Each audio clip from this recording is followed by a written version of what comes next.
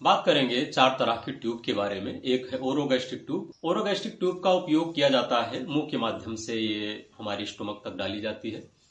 ये तब किया जाता है जब पेशेंट इंटूबेटेड हो, आईसीयू में हो, तब मरीज होश में ना हो तब भी इसका प्रयोग किया जाता है, या फिर किन्हीं विशेष परिस्थितियों में, या फिर जब नाक से ट्यूब डालना संभव ना हो, कोई इंजरी हो गई हो, तब इसका प्रयोग किया जाता है। प्रयोग फीडिंग के लिए होता है, पेट की गैस निकालने के लिए, या कोई पॉइजनिंग हो गई है तो पेट को इरिगेशन करने के लिए, लैवेज धुलने के लिए इसका प्रयोग किया जाता है, या कुछ विशेष दवाओं को पेट तक पहुंचाने के लिए डायरेक्टली इसका प्रयोग किया जाता है।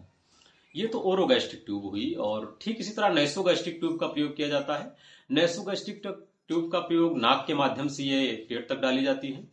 इनका उपयोग तब किया है जब मरीज होश में हो, सपोर्ट कर रहा हो, तब इसका प्रयोग किया जाता है। इसका उपयोग भी सेम ओरोगैस्ट्रिक ट्यूब की तरह ही होता है, दवाओं को वहां तक पहुंचाने के लिए, फीडिंग के लिए इसका उपयोग होता है, या फिर पॉइजनिंग या इरिगेशन या गैस्ट्रिक लैवेज के लिए इसका प्रयोग होता है। सेंगस्टेकन ब्लैकमोर ट्यूब्स का उपयोग भी विशेष परिस्थितियों में किया जाता है। जो स्टोमक वेरिसेज होती हैं या इसोफेगियल वेरिसेज होती हैं, जो पतली धमनियां नलियां होती हैं, अगर उनमें से ब्लीडिंग हो रही है तो उस ब्लीडिंग को अगर तत्काल रोकना संभव नहीं हो पा रहा है तो सेंगस्टेकन ब्लैकमोर नाम की ट्यूब का प्रयोग किया जाता है। इसमें वैल्यून्स लगे होते हैं जो अलग अलग जगह पर जा करके, जहां डॉक्टर चाहते हैं, यानी इसोफेगस में और स्टोमक में, इनको फुलाया जाता है, और जिसके दबाव के कारण वहां ब्लीडिंग बंद हो जाती है।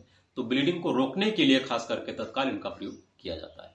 सेंगस्टेकन ब्लैकमोर ट्यूब्स का उपयोग भी मुंह के माध्यम से ही किया जाता है, यानी ओरल ही ये ट्यूब इंसर्ट कराई जाती है, और जरूरत पड़ने पर किन्हीं विशेष परिस्थितियों में इसे नेसल भी डाला जा सकता है। फिर एक पेक ट्यूब आती है, यानी परक्यूटेनियस एंडोस्कोपिक गैस्ट्रोस्टोमी कहते हैं इसे। इस ट्यूब का प्रयोग तब किया जाता है जब तो फीडिंग के लिए या गैस्ट्रिक लेवेज के लिए दोनों तरीके कारगर न हो, यानी जब नेसोगैस्ट्रिक भी ना डाली जा सकती हो, ओरोगैस्ट्रिक भी ना डाली जा सकती हो, तब पेक ट्यूब का उपयोग किया जाता है। यह उपयोग डायरेक्टली किया जाता है, सर्जरी के जरिए, एंडोस्कोपी के जरिए इसको इंस्टॉल कर दिया जाता है डायरेक्टली पेट में ऊपर से। यह पेक ट्यूब का उपयोग खास करके कैंसर पेशेंट के लिए, स्ट्रोक के लिए, न्यूरोलॉजिकल डिसऑर्डर के पेशेंट में ज्यादा होता है। इसका प्रयोग तब अनिवार्य हो जाता है जब फीडिंग लंबे समय तक देनी हो और कोई कारगर उपाय जिसे आप ओरोगैस्ट्रिक या नेसोगैस्ट्रिक कहते हैं वो पॉसिबल ना हो, तब इसे किया जाता है।